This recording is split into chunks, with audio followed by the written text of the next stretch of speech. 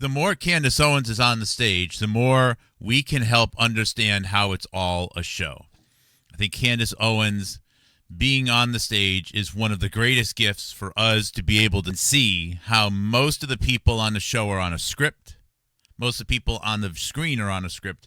Now, Candace Owens, I think, is one of the more unique people because I think she must be well aware of how scripted it is. She's lying about her own kids. Sometimes she has 4 boys. Sometimes she has 3 boys. Sometimes she has 3 boys and 1 girl. She can't even keep that straight in her head. If you watch the video clip that Jonathan Cooey showed yesterday, there is zero passion between her and this farmer kid out in, I wouldn't go far as to say, V, that she's never done a live show. I'm pretty sure she's done some live shows. If you can do a live show, go for it. If she can do a real live response to a chat message, that adds a lot to one's own credibility. But I think there's a lot of things that she has to juggle right now. And as the stories keep changing, and one day it's Erica Kirk, and the other day it's a weapons dealer, then it's an Egyptian, then it's an Epstein, then it's a this. Yesterday's video, I don't know if you noticed yesterday's video, she went, I think, 30 minutes before even doing a pitch to sell a hair product or a battery or ivermectin or something, whatever it is. Yesterday's show was awesome because you could tell that she had to digest a whole new script yesterday. Suddenly, someone came out of the blue. It was a recommendation. And then she had to remember a script. And it took her like 40 minutes to repeat someone's story. And we're supposed to believe that that just happened to be at the top of her mailbox with several thousand mails coming in a day. And she was able to personally vet several hundred, if not 1,000 or more documents to ensure that the person who contacted her initially anonymously is 100% real. And she did that while going to church after the previous day and raising 4 kids. Let me help you assess the situation. That's not possible. That's not possible. I actually heard her voice crack a couple times yesterday in a way that was unique, and I think it's because she had to do an all-nighter trying to digest a whole new script. Wherever she was going previously, they had to redirect it a little bit and get a whole bunch of new stuff in here. It's awesome. Farmer is gay. I think he's gay. I think he's gay.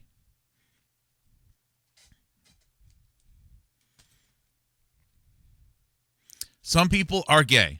All right. Look, now I'm not one of those people who just go bonkers about it. You know, we need to either be all gay is wonderful or gay is bad. Look, we're all sinners. We all have our faults, and we all got to deal with those, and we all got to be nice to each other. But I just don't see Farmer as. I just think he's having to live a dishonest life too. I mean, that stinks. Just be yourself, okay? Just be yourself, not bully other people around. I never watched those promoters for eyeballs. I use the internet for my own research. I had never heard of Candace Owens. Well, what the heck? Okay, Carrie. Carrie wrote me a nice letter, and I will give him a quick introduction. So Candace Owens is this is a photo taken from 2016. This is a group photo taken for an online fundraiser for a new internet social media company, which was going to help collect information on people who posted strong language, strong comments, and maybe even threats on the internet, called Social Autopsy, autopsy.com. Candace Owens was born in New York, north of New York City, and she grew up in Connecticut. She says that her dad left the family young, and she has 2 siblings, according to her story, and that her mother and her grandparents raised her.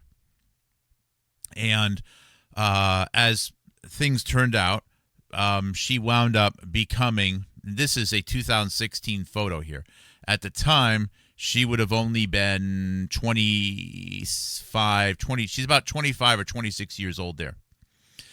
And as it turns out, the product that they were discussing with this company, Social Autopsy, in 2016, collecting information about people. I think this is actually a helpful backstory. Thank you, Carrie. Was relative to another big story that was ongoing at the time that actually started in 2014.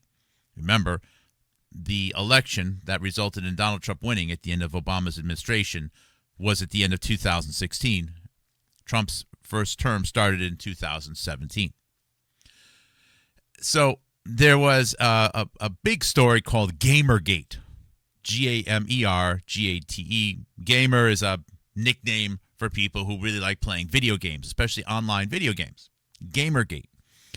And I guess Gamergate involves a lot of, you can imagine, the stereotypical person who's going to play a lot of video games, usually a lot of men with testosterone who really should be out, building stuff, working with their hands, being engineers, having families, and instead they are connected to a cable and a controller and playing video games. Video games are extremely addictive. They're not popular because they push them. Okay, like, please use this, They're popular because they are addictive. I became addicted myself during 1 year. It was probably around 2010. 1 year I started playing my now deceased son's video game Call of Duty. And I was initially, because he was getting frustrated, so I helped him play a little bit, and then I played a little bit, and then I played a little bit more, and it actually became a marital problem over the course of 1 year. Is it because I was uniquely capable of becoming addicted to Call of Duty? No, it's because men are capable of becoming addicted to it. Anyways, there are women who play a lot of these games too, and not all of them are extremely violent. Some of them are just very intense and whatever. And then there's a lot of people who develop video games.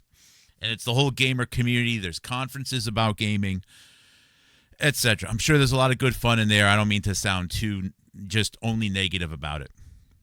Anyways, and there's a whole lot of other sides to the gaming industry, but I'm not going to get into it right now. The point is that there was online, on social media, on places like Twitter and Facebook, these very visible fights between what were alleged to be, or were, men who didn't like the fact that more women were getting involved in video gaming. And I guess the women were alleged to be female activists, perhaps at some point. And again, I say alleged not because it's false. I say alleged because now we know that a lot of these things are acted out on public stages. If it really did happen, well, then it really did happen, and it was actually captured as it was really happening accurately, or certain parts of it were staged or completely fictional and acted out. I don't know. And in the context of this, I don't really think it's important for what Candace Owens' role was. The point, though, is that the concept of this company that Candace Owens was part of with Social Autopsy, okay, and let me know, Carrie, if this is helpful. Being able to collect information about people who are saying mean stuff and being bullying online is something that potentially could be helpful with all of the stuff that was being said online between people involving Gamergate. So, Candace Owens, she announced, along with the rest of this staff, in particular the person to the right of her, Zoe Weiner, this Social Autopsy company, in March of 2016. And then immediately, this Social Autopsy company becomes part of the conversation about Gamergate. And again, allegedly, Candace Owens at the time, again 26, is receiving death threats now from females, gamers, involved in this Gamergate. It sounds almost so, it's so perfect, the time correlation. It's like having a great idea, and then within a day or within a couple of weeks, suddenly your great idea is being spoken about at the White House. It could happen, but there does feel like there's an element of scripting to it, okay? By the way, Candace Owens, at this time in 2016, this company, Social Autopsies, based upon, it comes out of a site that she and the rest of the beautiful young women in this picture here started the year prior in 2015 called degree180.com. Something about having a better internet or whatever. I don't really understand it. And you wonder, it's like they're living in New York City. They're living in Greenwich Village. How are all of these beautiful young women making all this money? Half the women in this picture are legitimately models. I mean, this girl here to the far left, she's beautiful. I can't tell her because of the glasses. Candace Owens is beautiful. This Zoe Weiner is a model. She is beautiful. She's got her hand up, so I can't see her. Anyways, it's an unusual photo. If you go to a gamer conference, this is not what you see, okay, as far as the real gamers go. The men are usually not that attractive, and because sitting in a chair playing a video game is not something that leads to one becoming fit and physically healthy. It just isn't. I did a lot of programming for a long time, so I have some scars of that. Okay, so after she immediately becomes more visible in 2016, Candace Owens, several people come to the rescue of her. In particular, a British guy named Milo, M-I-L-O, first name, Yiannopoulos, Y-A-N, you don't even need to know how to spell the rest of it. Milo Yiannopoulos. Now, Milo Yiannopoulos is a tech editor, a young tech editor from Britain who worked for Breitbart magazine and thus is also working with Steve Bannon. Another person who is connected with Steve Bannon somehow named Michael Cernovich also comes to the rescue here. So she kind of gets connected with Milo Yiannopoulos, we're led to believe, and Cernovich back in 2016. I guess this stuff is relevant because there was many, many pages written about it in New York Magazine, but at the same time, all references to this have been deleted from U.S. newspapers. So it's really important when not only it was documented, but also it was deleted. I'm old-fashioned, okay? I think studying what happened in the year 2016 is very relevant because if you can talk about Julius Caesar and Venetians and Egyptians and whatever happened to George Washington and then have some inside knowledge of Castro and nukes and the Manhattan Project and the JFK assassination, then what you're saying is that what happened in 2016 is impressively, magnificently, undeniably relevant. There's no way about it. It is as relevant as what happened yesterday. You would look like a fool. Matter of fact, you would look like a monster if you actually tried to suggest that the opioid epidemic was because of Pakistani doctors and never mention India. That would mean that you actually paid for bills by lying about why people are dying. Imagine, how do you sleep knowing that you take money to lie about why people are dying? Wow, what type of a soulless monster must you be to lie about why people die? Have you ever looked at one of your own children dead from a drug overdose? Man, I don't know. But hey, you know what? Some people are like that. Some people lie for money. I don't know why, but they lie for money. I sleep well at night knowing that I don't lie about why people die. Anyways, making sure that we stay on track here. She is now totally wrapped up in the whole Gamergate thing, and then her visibility just goes up and up and up and up from there. And it's clear that whatever happened in 2016 was important because it's been deleted, de-indexed. You can't have many-page spreads in newspapers, and then because you're relevant, and then go to the actual newspapers on newspapers.com or Ancestry and have your name being deleted. That means that she's relevant. So from there, Candace Owens, by 2017, was making videos. Hey, Mom and Dad, I'm now a conservative. And since then, Candace Owens has been the darling of American conservatism. She's a newfound conservatism because of whatever happened to her in Gamergate. And she's put out in front of everyone If you wanted to know what happened with the president, well, let's learn about Trump through Candace Owens. You know, the President Trump is changing people's minds because Kanye West, famous black rapper, music artist, singer, comes to the defense of Donald Trump. And Kanye West is good friends and respects Candace Owens. So instead of having visibility into what's actually happening in the United States of America and hearing about what our senators and representatives and local officials and governors are saying, instead of hearing about the opioid epidemic that's raging in the United States, instead of hearing about the things which are leading up to ultimately COVID-19, we are now have someone who is an actress thrust into our eyeballs. And the actress says that she's the real thing because she has evidence. Of course, having evidence is nothing. I can go to Walmart and just buy 1,000 books and bring them home and say, look at all this evidence. What does that mean? I can dive into a dumpster and pull out receipts from behind Dunkin' Donuts and throw numbers at you. Look at all this evidence. Evidence can be important, but the possession of evidence is really in and of itself meaningless unless it's put together into a simple, coherent story that makes any sense.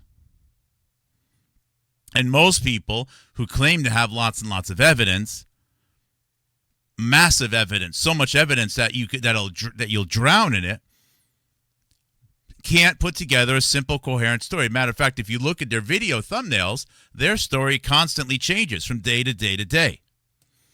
Kind of like RFK Jr. deleting his HHS website documents where Robert Malone says he wants to dose pairing anthrax vaccine on kids. Fortunately, yeah, I'm sure Google AI is hiding that, Vilma. That's a very good post. Is an actress like a Radiohead actress. Now, if Candace Owens is in New York City, now, as I showed yesterday, Candace Owens gets wrong the genders of her kids. She can't remember sometimes how many kids she has. She forgets if they're all boys, if she has 3 boys or 2 girls, 1 boy, 3 boys. You know, she has to always do the math. And then yesterday she said in her video that she was so moved by God that the previous day, after doing her video, she went straight to church. And then she just stayed at church and just prayed till blood was coming out of the knuckles. And then she came home in time, though, to say goodnight to the kids. Now, I'm sure, first of all, if any professional woman who has children and who has financial means has to hire people to help. That's just the truth.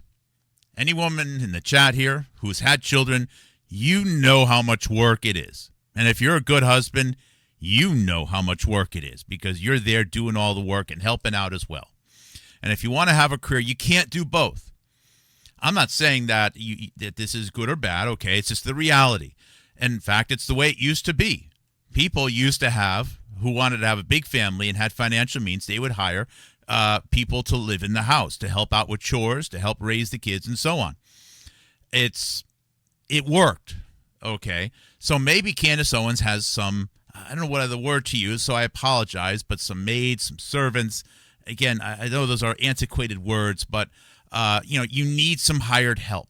There's nothing wrong with that, but maybe that's the way it works. Or maybe another possibility is that she's just unaware of what's involved in raising 4 kids, which I think is more likely. She just doesn't know because she doesn't have 4 kids. And if you don't have 4 kids and you say you have 4 kids, well, then that means that you're acting. So she's acting. She's putting on an act. She has a script. She improvises from time to time. She's putting on an act. Just like Seinfeld puts on an act. Just like Roseanne Barr in the Roseanne Show. Just like Larry David, good friend of Steve Bannon, which matters, by the way, puts on an act in Curb Your Enthusiasm. People LARP themselves. People play versions of themselves online. The threat was that a real individual like me, who's still in his sweatpants, in the corner of his bedroom, who's one of the, I don't like to boast, okay? I don't say this boasting. I don't say this because I have a small ego. I say this because I think it's the truth. I'm one of the best analysts right now alive in the world. I'm beginning to realize that. There's no way that I could simply have this much insight and this much ability to break down these stories online and have been the lead competitive intelligence for the data storage division for the largest data storage company in the world. How did I accomplish both of those things within 10 years of each other? Other than the fact that I know how to break down problems and I know what evidence to look at, what evidence not to look at, how to organize things, and how to be able to collect and present information. I must be damn good at it. Because,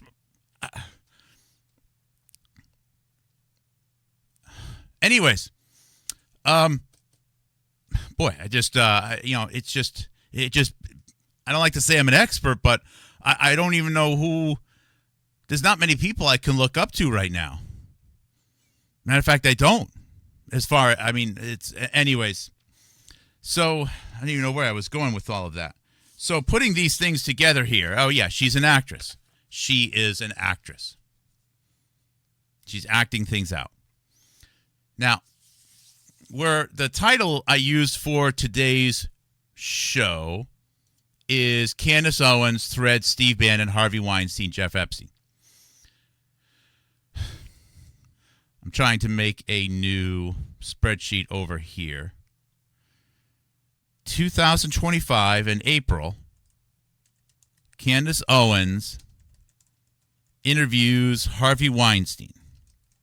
And note that this is the first interview anyone in 8 years. So of the entire internet, of all social media, of all journalists, Candace Owens is the very first person to interview Harvey Weinstein in 8 years. I will remind you, earlycovidsurvivors.com, thank you to the person who sent this. I know it takes me forever to process things. I've been meaning to send these out. I haven't done Christmas cards yet. I'm so sorry, guys. I just keep breaking down so many stories. I can't stop. Hopefully you understand. If you sent your money, and hopefully you feel as though you're getting your money's worth because you're making this possible. Harvey Weinstein is also one of the very first people to get COVID and live. He got COVID in March of 2020 and survived. So in April 2025, Candace Owens interviews Harvey Weinstein. First interview of Harvey Weinstein in 8 years. Candace Owens is such a big deal that in April 2025, she lands the very first Harvey Weinstein interview.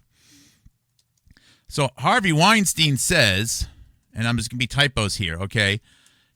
Known Candace for years.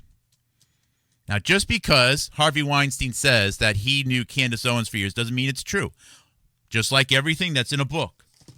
It doesn't mean that what's in the book is true. It just means that the words were printed in a book on a specific date. But someone made a decision to say it, and they made a decision because it was pre-recorded to leave it in there. So, again, I haven't increased the number of options. Either it's true or it isn't. But let's analyze the situation. Let's just use some logic. One of my favorite things to do when I was a kid were Dell logic puzzles. I loved Dell logic puzzles. I liked them more than crossword puzzles where I had to remember names. I liked logic puzzles where you're just constantly doing the if, then, else, then, if you're doing all the discrete mathematics in your head. Maybe that's what trained me to do this type of stuff here. Harvey Weinstein says he's known Candace for years.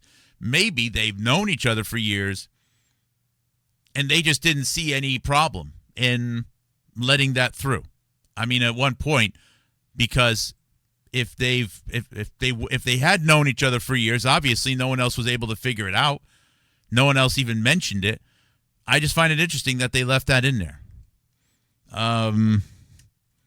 Maybe they said that maybe the editors thought, and I'm talking to you editors right now, because Candace Owens is not allowed to watch my show. Her editors are.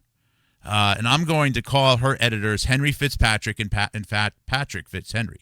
So Henry Fitzpatrick, as one of the editors, made the decision to leave that in there because you probably watched the interview and you said,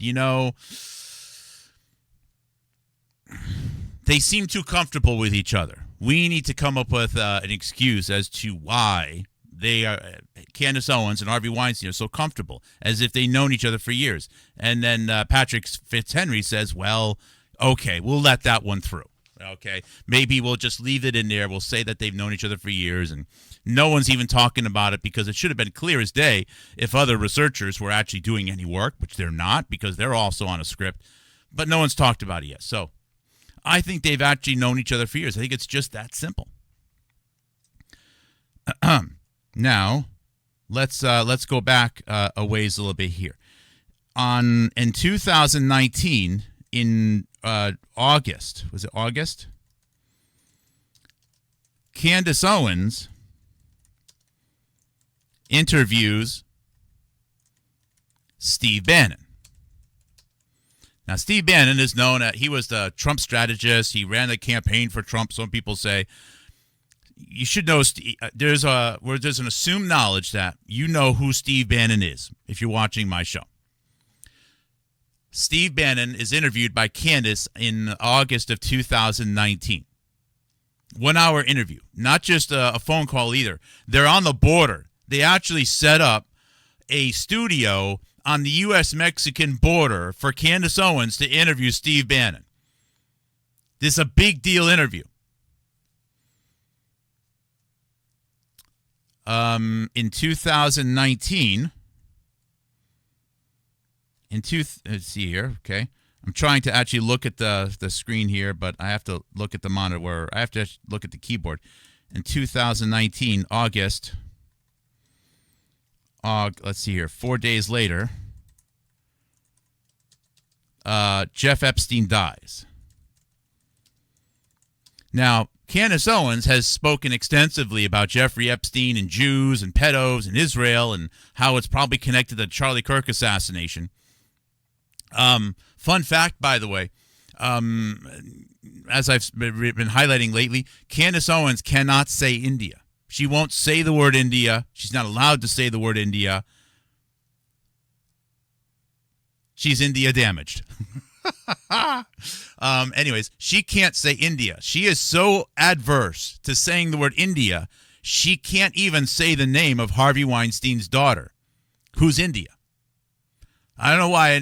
I mean, it's a beautiful word, I guess. I got nothing against it, but it's interesting that Harvey Weinstein chose to name his daughter India, especially now that nobody can say the word India because she's India damaged.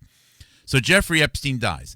So what this means is that Candace Owens, see, in 2025, we have CK killed, Charlie Kirk killed, on September 10th, day before 9/11. So instead of talking about Bio 911 Truth on September 11th, 2001, we're talking about Israel and Jews and neocons because Charlie Kirk was killed. She also goes on to focus a lot on Jeffrey Epstein. And, of course, Jeffrey Epstein, and not knowing who to call about the Jeffrey Epstein files. But she talked all the way back in August 4th of 2019 with the person who, and this is the key part here, okay? In 2019, July, last J. Epstein interview, and it's about 25 to 30 hours of unreleased video, was with Steve Bannon. So the last Jeffrey Epstein interview, 25 to 30 hours, meaning it was several days of interviews. Steve Bannon was in Jeffrey Epstein's apartment before he was taken into custody, was with Steve Bannon. And then Candace Owens has an interview on the border with Steve Bannon, like a couple weeks afterwards, and then Jeffrey Epstein dies. So Candace Owens at this time should have access to the most valuable vault of information regarding Jeffrey Epstein in the world, but she says that she has nobody to call. These are incongruent statements. Now, on Candace Owens' timeline, we have 2016.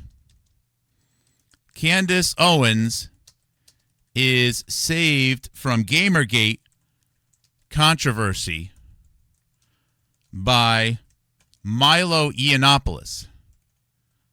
I don't even know how to spell his last name. Note that Milo Yiannopoulos is also an early COVID survivor. Milo Yiannopoulos claims to have had COVID in February 2020 and survived. So Milo Yiannopoulos and Harvey Weinstein, two of the first 100 people in the United States of America to get COVID and live, are both in Candace Owens' trust circle here. That's odd. I don't know. I mean, remember, COVID-19, the evidence that it was a lab leak in China came out of India, and that's the word that Candace Owens is not allowed to say. She can't even say the name of Harvey Weinstein's daughter, which is India. Huh. So she's saved by Milo Yiannopoulos.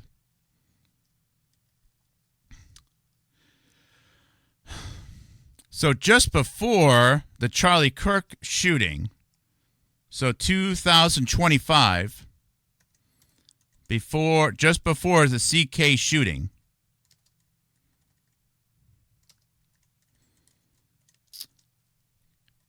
Candace interviews both Milo and I'm going to scoot my head off to the side a little bit, and Tucker Carlson. Let me see if I can just adjust this a little bit there. I don't think I need, I'll get rid of that. And just scoot this over just a little bit. There we go. That's a little bit better. Okay, so Candace Owens interviews now. The fact that Candace Owens interviews Milo is a little bit. There's a little bit of a rhyme to it because her career got this big break because of Milo. Now remember, Milo works for Steve Bannon.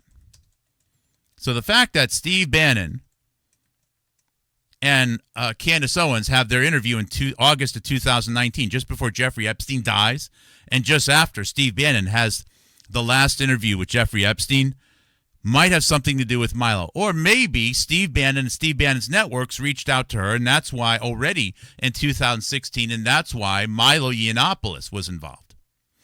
Or maybe we have something else going on here, because now, and I know some people, incompetent researchers who spend a lot of money and work for the state.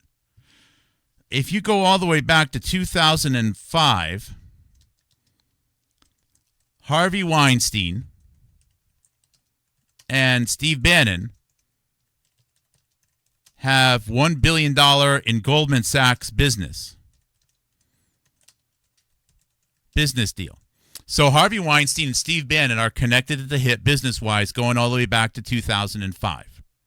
Steve Bannon and Harvey Weinstein denied the importance of their relationship all the way later on up in 2017 and 18. But the reality is that Steve Bannon and Harvey Weinstein are connected at the hip.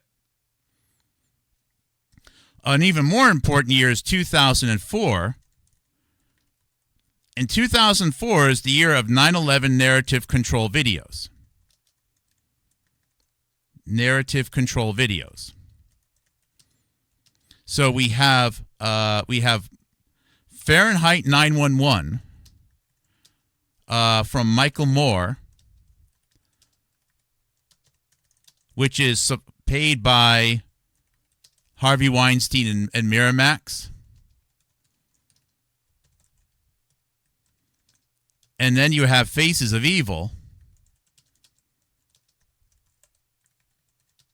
Steve Bannon. So here's your options, okay? Fahrenheit 9/11 says that George Bush has some friends and an uncle who wanted to make some extra money. There's some Jews involved, and Jews like money. This is the 9/11 narrative from Fahrenheit 9/11, okay? And someone at the CIA and the Pentagon, because they like money too, knew that there were some people who didn't like the United States for whatever reason. So they knew that these people were thinking of hijacking planes and flying into the buildings. And Fahrenheit 9/11 says that the CIA and the Pentagon, civilian-staffed U.S. military, allowed the planes to hit the Twin Towers because they knew that they could make money out of it, and they could justify an extra war. And don't even question the physics that the Twin Towers were designed to handle several planes hitting them. The only reason the Twin Towers could have collapsed is if there were explosives in them. Ignore that. Just assume There's bad white people and bad Jews and who don't like America but work for the military. Now, Steve Bannon says that there's evil Muslims and there's evil people from Muslimia who just don't Muslimistan, who don't like America because we're just good people, Christians having, enjoying our Christian freedom parties all day long. And they got really pissed one day. So they decided to hijack some planes and fly them in the buildings. And this is why we need to be worried about Islam and fascism and commies, because Muslims. Steve Bannon's Faces of Evil movie, ignore the fact that the towers couldn't collapse without explosives in them. It's just Islam and commies bad. That's it. That's all you need to know. So there's a full spectrum control over the 9/11 narrative between Harvey Weinstein and Steve Bannon. Full spectrum control. Even the Jason Burmis movies are loosely connected to Faces of Evil and Steve Bannon and using that type of information. Actually, they use some evidence from the Harvey Weinstein stuff more so. Bush family bad, military bad, Pentagon. They want to go to war and make some money. The full narrative control comes out of Harvey Weinstein and Steve Bannon. Harvey Weinstein and Steve Bannon are then making money together using Goldman Sachs money in 2005. So Steve Bannon and Harvey Weinstein are tight. But let's go back a little bit further, all right? Because we know that in 1999, Harvey Weinstein, top Clinton supporter, remember she was running for senator in New York State, starts a magazine called Talk.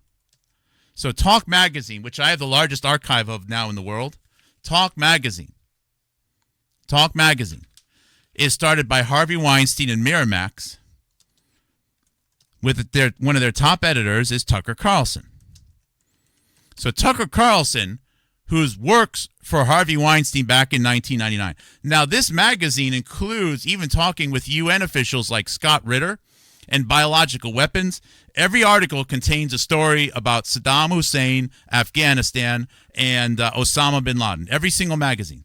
And the magazine, they stopped making it at the end of 2001. It had a 2-year shelf life. The main covers all included Gwyneth Paltrow. Gwyneth Paltrow, by the way, is also on the early COVID survivors list. If you go through the Talk magazine episodes, half the episodes contain pictures of people who are on the early COVID survivors list, including Tom Hanks. So the whole cast of early COVID survivors is captured by Talk magazine and Harvey Weinstein all the way back in 1999, 2000, and 2001. Even deals about the U.S. military working with subcontractors to sell weapons to terrorists, including suitcase nuke components. Those stories came out of Talk magazine, Harvey Weinstein. So Harvey Weinstein is part of seeding the biological suitcase nuke narrative of 9/11. This is important because the only way the Twin Tower explosions could have happened is if they were blown up. And the only type of bomb that could have blown up the Twin Towers in the way that they looked like they were being blown up is a suitcase nuke. Isn't that odd that the full narrative control of 9/11 being about hijacked planes and a lot of gas in them and I guess flammable garments came out of the same magazine that was pushing suitcase nuke stories previous to 9/11. Harvey Weinstein. And Tucker Carlson is working for Harvey Weinstein in 1999, along with articles regarding Kofi Annan, Shashi Tharoor of that nation, India, that nobody can mention. All captured in Harvey Weinstein. And Tucker Carlson is working for Harvey Weinstein as an editor. Then let's just put these pieces together. Let's look at this timeline here. So Harvey Weinstein, Tucker Carlson, 1999. Harvey Weinstein, Steve Bannon, 9/11 narrative control, 2004. Harvey Weinstein, Steve Bannon, Goldman Sachs, 2005. Then in 2015, Milo is hired by Breitbart, and thus Steve Bannon also. And what this means is that Steve Bannon and Milo Yiannopoulos are part of what recruit Candace Owens. So there's Candace Owens and there's Zoe Weiner. So full narrative control. And Milo is hired by Breitbart in 2015. 2016, Candace Owens is saved from Gamergate controversy by Milo Yiannopoulos. Last Jeffrey Epstein interview was with Steve Bannon in July of 2019. Candace Owens interviews Steve Bannon in August of 2019. 4 days later, Jeffrey Epstein dies. And then we go several years. Then Candace Owens interviews Harvey Weinstein, the first Harvey Weinstein interview, 8 years. Do you think that has nothing to do with the fact that Candace Owens is already connected deeply with whatever the Steve Bannon network is? And Harvey Weinstein says he's known Candace for years. Now, we know that sometime between 2009 and 2014, Candace is at a Rhode Island college, then at Vogue magazine in New York City, which is now at One World Trade Center, and also an admin at a private equity company in New York City. And we know that she starts a company with a woman named Zoe Weiner. Now, Zoe Weiner is not just an attractive woman who writes magazine articles for Vogue and Teen Vogue, and whose makeup was used by Kim Kardashian. I kid you not. Zoe Weiner is, for all intents and purposes, a niece of Hillary Clinton. If you go through her Instagram, she is photographed with Hillary Clinton almost several times a year for every year of her life. Zoe Weiner's dad, Mark Weiner, is one of the top all-time supporters of the DNC, the Democrat National Party. He owned a company called Financial Innovations in Rhode Island. Mark Weiner company, Financial Innovations, made all of the the pins and the stickers and the T-shirts and the hats and the flags for the DNC since the 1980s. He had a total monopoly on it. The way the Democratic Party did it was kind of dirty. Anyways, her dad was in the White House as a scheduling coordinator, chief scheduling coordinator for Carter when he was age 26.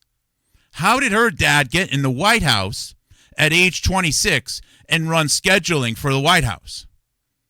Her dad slept in the Lincoln Room, whatever you want to call it, the presidential suites. She grew up in the White House because of her dad's support. When her dad died, sadly, rest in peace, in 2016, relatively early, age 62, Jesse Jackson attended, Uma Abedin attended, Bill Clinton attended, Hillary Clinton attended, the rest of the governors. And also Terry McAuliffe, the governor of Virginia. One of Terry McAuliffe's top donors was her dad, Mark Weiner. No relation to Anthony Weiner, by the way. And it's because I believe another good friend of Mark Weiner from Rhode Island befriended Bill Clinton all the way back in 1917, and that's Ira Magaziner. Now, this is the co-founder of this company for Candace Owens. The co-founder. Her dad is one of the top all-time supporters of the Democrat Party. Her dad was a delegate. Her dad was a financial officer of the DNC, then a state officer. Her dad, Mark Weiner, was a big deal. And Mark Weiner is frequently referenced, by Clinton and so on, throughout the 80s, 90s, 2000s, 2010s.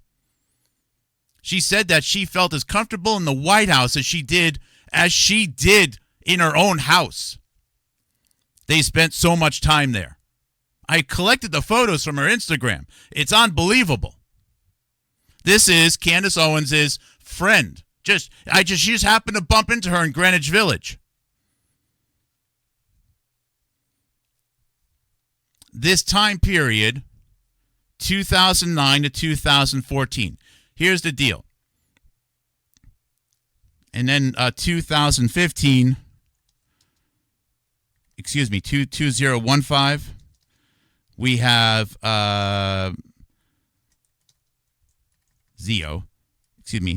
Zoe Weiner and Candace Owens, degree 180, which then becomes a social autopsy.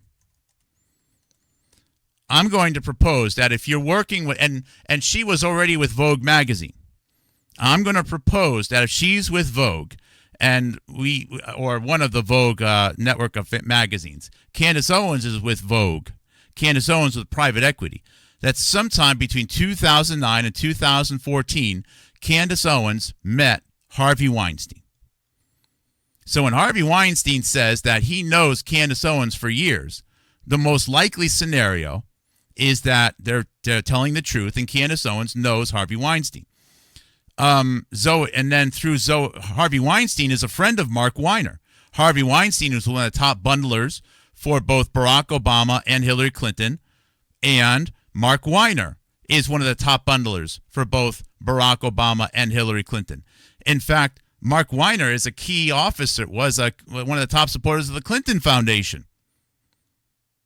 Now, the other name that I mentioned here, because now we're going back further in time, okay? 1970. We have 1970, Ira Magaziner, whose son, Seth Magaziner, is now in the United States House of Representatives from Rhode Island. Ira Magaziner meets Bill Clinton. And they become lifelong friends. Ira Magaziner was a top policy official for Bill Clinton. We have 1974, actually 1976, where we have Mark Weiner works as an admin for Hillary Clinton. And then Mark Weiner, 1978, Mark Weiner is a staff coordinator, scheduler for President Carter at age 26. Hillary Clinton suspended her campaign for a day in 2016 when Mark Weiner died. So I'm going to put these in bullets so I can get a little bit more text on the screen here, okay? And I know this is probably not the best way to do it, but, just kind of working this one out on the fly here. Ira Magaziner, just a few weeks ago, was announced as one of the new names. Okay, we have, we're 2025, okay? So 2025, where was it, November? Ira Magaziner, new name in Epstein flight log.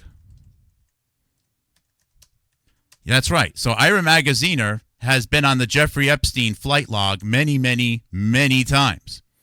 You can read the Providence Business Journal. You can find this out. So now I don't know if Mark Weiner was on the Epstein flight log, but I knew that Ira Magaziner was. And I'm not going to put down the bullet points of Ira Magaziner and Mark Weiner between 1970 and 2025 because it would be all over the place. Point is that now you have a situation where you've known Harvey Weinstein for years, and Harvey Weinstein was one of the better friends of Jeffrey Epstein. Your network of Milo Yiannopoulos goes way back to Steve Bannon, and Steve Bannon was the last person to interview Jeffrey Epstein. Your business partner at Social Autopsy, Zoe Weiner, her dad goes all the way back to 1970 with Ira Magaziner. Magaziner is on the Epstein flight log. Candace Owens has more connections to people who've been on the Epstein plane than most people alive. And she doesn't know who to call.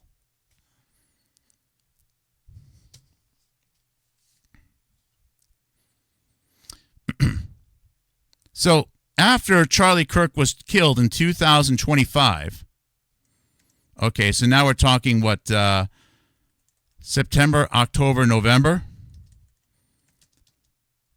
Candace Owens' show is saying Charlie Kirk was killed by Israel, and guess what?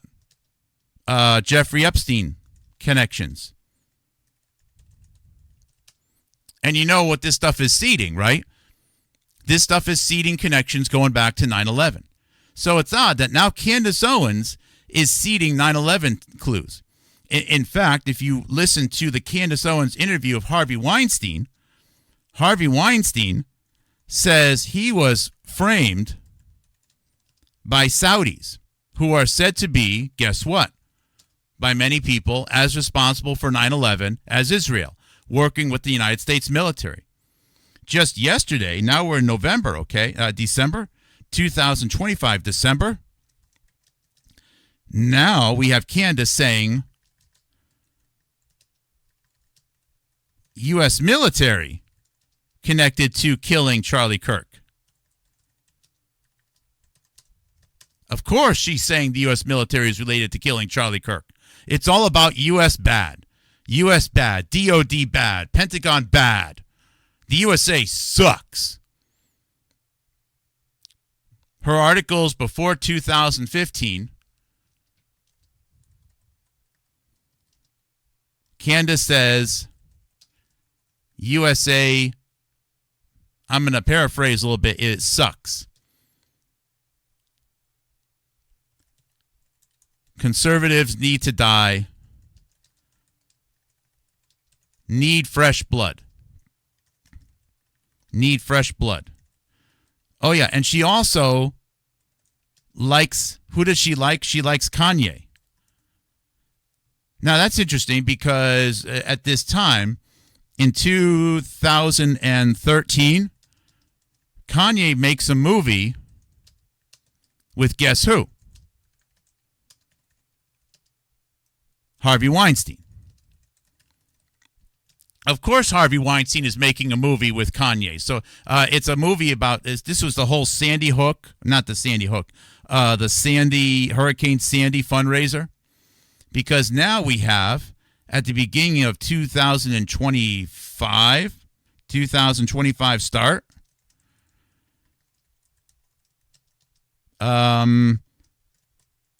Kanye and guess who? Harvey Weinstein are supporting each other with statements. Kanye is also an actor. Kanye is obviously an actor. He's a singer. He's an entertainer. I mean, I can throw more fun data points in here. We know in 2015, we have Kanye at Armenia for Armenia genocide recognition. Married to Kim Kardashian, right? Who is, of course, Armenian. And then you go into, well, remember,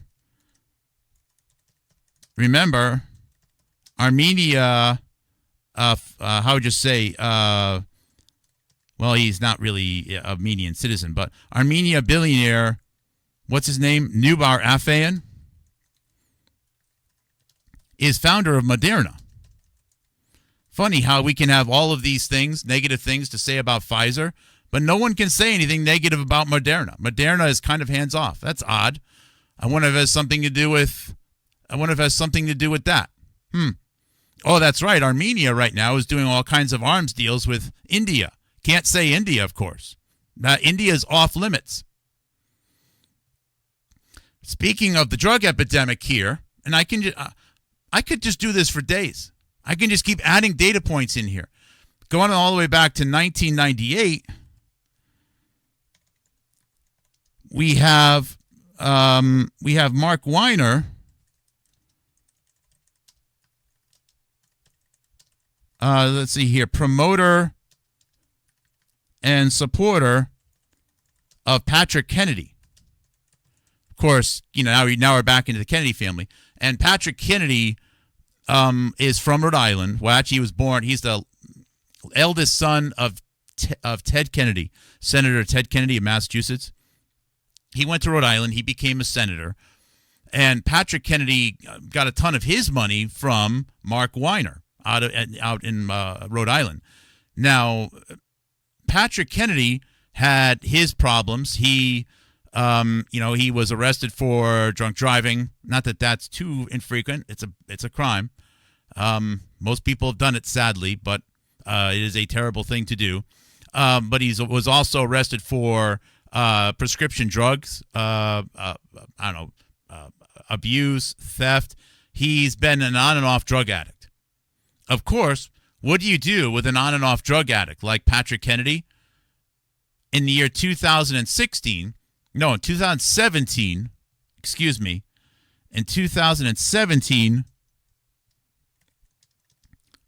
Trump makes Patrick Kennedy head of an opioid panel for White House. Can you believe that bullshit?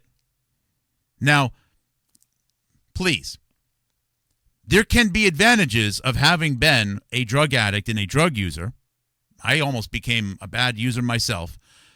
There can be advantages of putting someone like that into a position of drug overdose awareness, of drug abuse awareness, because they know how serious it is. You don't know what it's like until you feel it yourself. Nobody can convince you otherwise. It's like trying to tell someone what it's like jumping out of a plane. You don't know until you do it. You don't know. So I'm not saying that it was necessarily bad, but it is a curious appointment because, and then of course the drug epidemic gets much worse after that. Of course, some other dishonest citizen journalists who claim to be not on the take, they take money to say that the drug epidemic is only because of Pakistan. And that's odd because Pakistan is also said to be responsible for 9/11. It's almost as if the two are working together, and to never say India. That's strange, but I'm not going to spend too much more time thinking about that.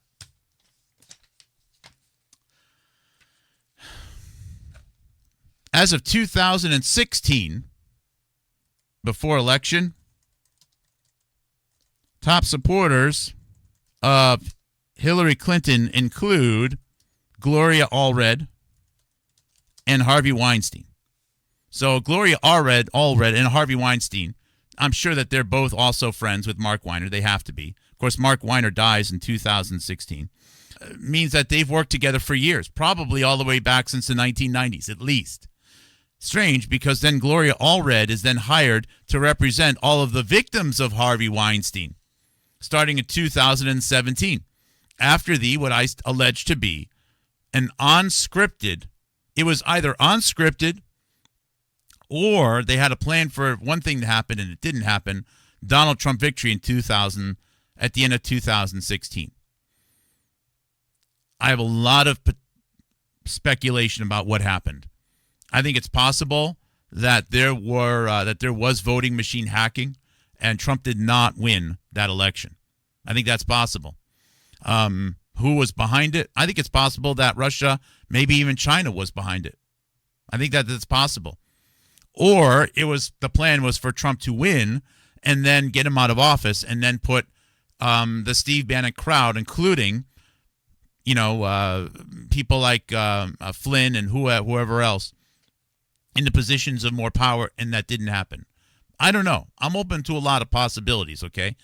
I do suspect, though, that things did not go perfectly according to script.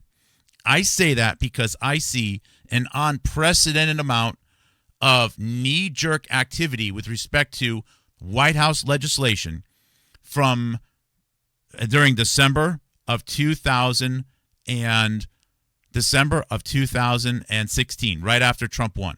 It felt like there was a panic. Now, let's not lose track of the fact that we have 2017, first week. Of course, Mark Kulak gets laid off from Datto. That's odd. That's odd because I was already realizing that Peter Strzok and a few other people had worked somehow to confiscate potential backups at Datto Corporation. So someone maybe made a phone call that Mark Kulak needs to get out of Datto Corporation right around then. We also have in 2017, I think it was around January 19th, Fauci at Podium of Georgetown says there will be a pandemic. He says there's going to be an unexpected surprise for Trump. But no, Fauci says it on January 19th, 2017. There's going to be a pandemic. Oh, that's right. Zoe Weiner went to Georgetown, and then she went to Columbia. She graduated in 2013, 2014. I'm not saying it's related. Just throwing that one out there. And we can just keep adding more and more stuff from there. We can keep adding it in. The point, though, and then, of course, as we said later, Candace Owens seems to have her narrative controlled. Every time she needs a check-in, it's Milo Yiannopoulos working with Tucker, Steve Bannon, and Tucker Carlson, who is connected to both Steve Bannon and, as I've said, Harvey Weinstein going all the way back to 1999. You can use Candace Owens as a thread. Candace Owens can connect Clinton Foundation, 9/11 narrative control, Tucker Carlson, Harvey Weinstein, Steve Bannon, Jeffrey Epstein, and others. Candace Owens can do this. It doesn't matter. Candace Owens can give you all the evidence in the world. Her evidence keeps adding up to something different every day. My message today is exactly the same as it was yesterday. She's an actress on a script. I'm stealing this line from Jonathan Cooey, who you should also watch and learn about the 15-day challenge to figure out if vaccines cause damage or not in children. Jonathan Cooey's revolutionary 15-day puts no one at risk test can solve the autism vaccine injury challenge forever. 15-day challenge. You think the Pepsi challenge had something to offer? The 15-day challenge from Jonathan Cooey, Giga Ohm Biological, solves the riddle. It solves it and nobody pushes for it. He's been saying that now for years. He has realized, because he's been thrust into this whole world, as have I, unknowingly, far deeper than I ever knew, that he was surrounded by actors improvising. Some people don't know the whole picture. I think Candace Owens knows enough that she's lying about a marriage and her kids. She may not understand the extent of what she's lying about or why she's lying, but she's an actress. My message today is exactly the same as it was yesterday, aside from, learning about how Zoe basically grew up in the White House. I shouldn't say grew up. Kind of like, was there every few weekends. Her dad was right there side by side with the Clintons for years, raising money. And her dad's friendship with Ira Magaziner, who was recently said to be one of the biggest new names on the Epstein flight logs. Now, I think that the whole Epstein story is totally misinterpreted and blown out of proportion. I don't really believe that there's an island where there's kidnapped children that are being served for dinner, where they're eating babies, and they're filming people drugged up, doing things with babies and children. I think most of it is a mythology that was intentionally created, that was going to be so incredibly sick and salacious that any other story would not get the light of day. They wrote a story to get clicks, to control narrative. It was a Hollywood story. It is a Hollywood story.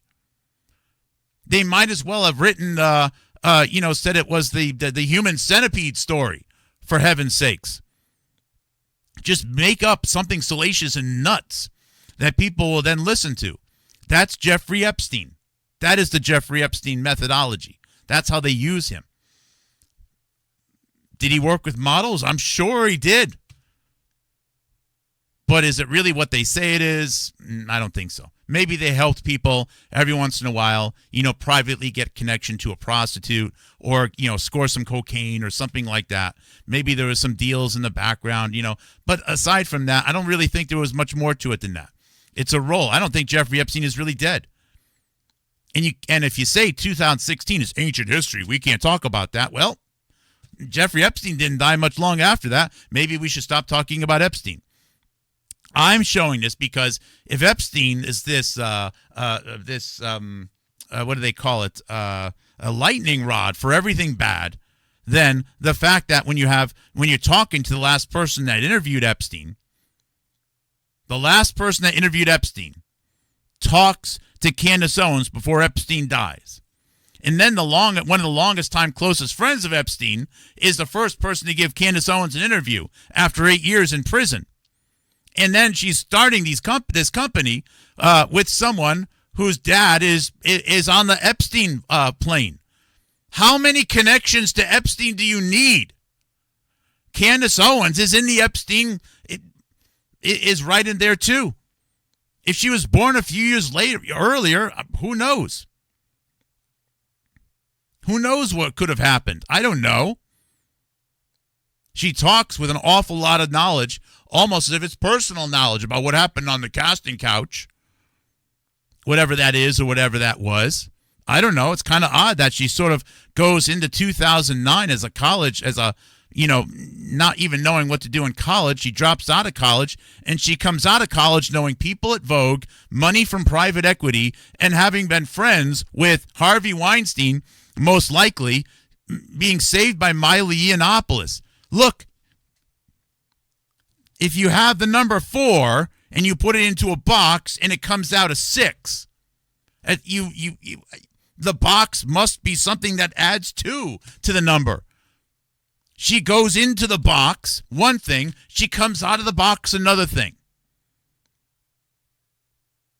That era, she must be working with the Clinton machine, DNC, somehow, Harvey Weinstein.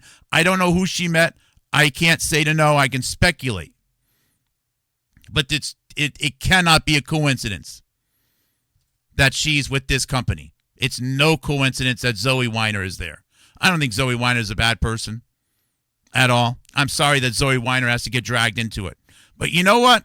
We've had 1 million Americans killed in this opioid crisis, and nobody will talk about it. So I have a hard time feeling bad for someone who's, making up fake tears about losing a partner that probably wasn't even really killed in the first place. If there's anyone here that's a victim, it's me and 1 million other people, families, I should say, who've lost children or parents in this opioid crisis that nobody will talk about. Fentanyl, which mostly, I believe, comes from or through India, which is the word that she's paid not to say, as well as her biggest supporters won't say India. They won't say India. They defend India. They deflect. They deflect because they're on a script. Okay, I think I found some good momentum there. Weiner had leukemia when he died. Yeah, I believe. No one can escape from Mark. You work hard, you collect the evidence, you order it out, and then you just start thinking of scenarios throughout the day. I don't mean to oversimplify it, but there's more to analysis than evidence. I can just grab any, a 30-volume Encyclopedia Britannica and just start throwing it at the camera and say, look at all this evidence. After the evidence, look, when companies hired me as an analyst, they didn't hire me as an analyst to collect evidence. They didn't hire me as an analyst to tell complicated stories. When I was hired as an analyst, the bottom line is my job was to help the company sell products. That means either help make the products better, help with the messaging, and help with the sales programs. That was the job. The goal of the analysis is an output that people can read and process simply. It makes sense and it's accurate. I believe it's very hard as an analyst to provide output that is inaccurate but useful. I was fortunate enough to usually be with companies, or always to be with companies that I believed had a good product and a good service that could be made better. I believed in the things that I sold. I had to break down all the product value and all the objection handling into a single piece of paper called a sales battle card or a competitive battle card that anyone without a lot of knowledge about the individual products should be able to pick up and study and constantly refer to. The battle card, as it gets sculpted, shouldn't be changing all the time. People need to remember the things. What I'm saying doesn't change a lot from day to day. Yeah, there's more evidence, there's more little sub-stories, but the big story is it's a script. It is a script, and the United States is being led by this acting. I mean, look, we have movie makers. Harvey Weinstein and Steve Bannon, they didn't work for a pipe fitting company. They didn't work in transportation.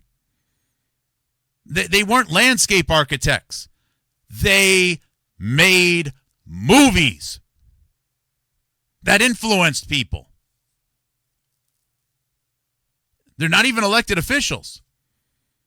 So we have movie makers putting people on the camera who are actors and actresses, who are saying to look at other actors and actresses and podcasters, who are arguing about other actors and actresses and podcasters. In the past, this would be called watching fiction on TV. That's what this would be called. But now, people actually think we're watching government officials or people who have some type of say. See that incredible bait and switch?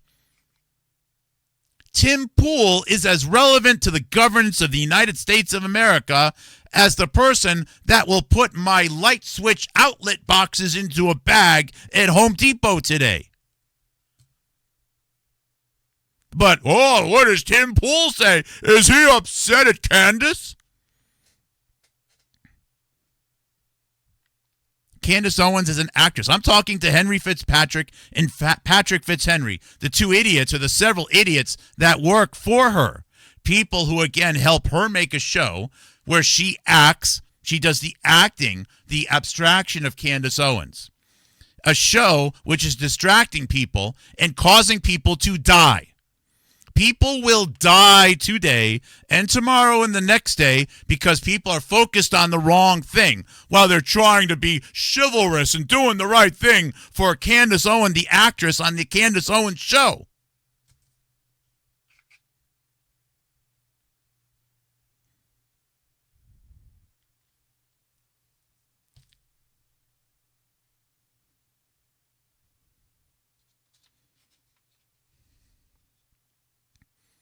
I believe that young men do lie about their ages. I believe that's totally real, Vindy, regarding immigration.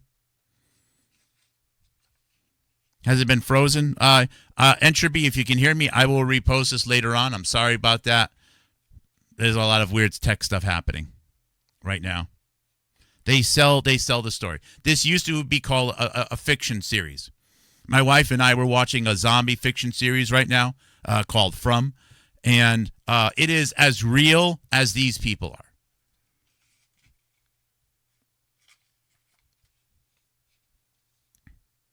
Now, here I am on social media making a podcast complaining about the whole system. I get it. I'm still trying to figure out the transition. But, but it's happening for a reason. They're not just doing this because they're not doing this for the money, okay? These are money-losing operations, ultimately. They're state-paid operations. I'm interested in the people in the studio directing it and the people paying them because there is a connective tissue between the actors and the actresses in the shows and what's really happening. I'm going to give a thanks to Dan Cohen, who I haven't responded to in a while, for getting on the Redacted show. It's the last thing I'm going to say. 2 days ago, to talk about fentanyl from India, and India importance in global politics and how it's being ignored in the United States. I give him thanks for that. He tried. Yesterday on Redacted, the day afterwards, I looked at the transcript. They said Israel 54 times, and they said India once, and it was only a disparaging quip about what Dan Cohen tried to say. That India is just a thing used by Zionists to get us to not think about Israel. I've never said don't talk about Israel. What I've said was look at populations, look at geography, look at resources, look at momentum, look at demographics and economies and trading partner and alliances, and base your discussion appropriately. It's so obvious. And if one were to limit their view to one or two countries, you should focus on the countries that have the most momentum, the most demographics, the most growth opportunity in the future. And thus, it should be, India should be in the discussion. I'm not really interested in talking about India, to be honest with you. But if you're going to, but this whole Israel focus is, I think, is rooted in 9/11 narrative control. And also, Israel's future is India.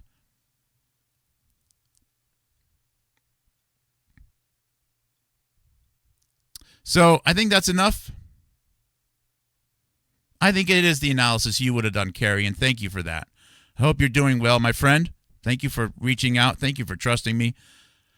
For those who, I'm almost not reading emails anymore. I'm reading letters right now. I'm not a superhuman person. I can only limit so much. I can only process so much communication a day. And unlike Candace Owens, where I just go to the church and then go home at night and say goodnight to the kids, we got so much other stuff going on in a real life, unrelated to this. Just P.O. Box 505, Southborough, Massachusetts. Financial support is, of course, appreciated. It will most likely just go towards paying off bills, which I'm currently paying interest on at this point. But I do have some other things I've been working out, but I'm not going to get too far into that right now. I'll tell you about it soon. That's Mark Kulak. It is December 10th, 2025. I appreciate your support. I appreciate you listening. Candace is playing a role. I'm not mad at her. I mean, I'm disappointed at, the impacts that these roles have on our perception and how people place their priorities. But if it wasn't for her existence, someone else would be doing the job. It's way beyond her. She is just a person to use to understand the bigger system here. And I appreciate you guys being here. Love your neighbor. Love your neighbor. Trust in God. Trust in God. I'm not a preacher. I don't have much more to say. Thank you guys for listening. Thank you. Take care. I will see you tomorrow. God bless.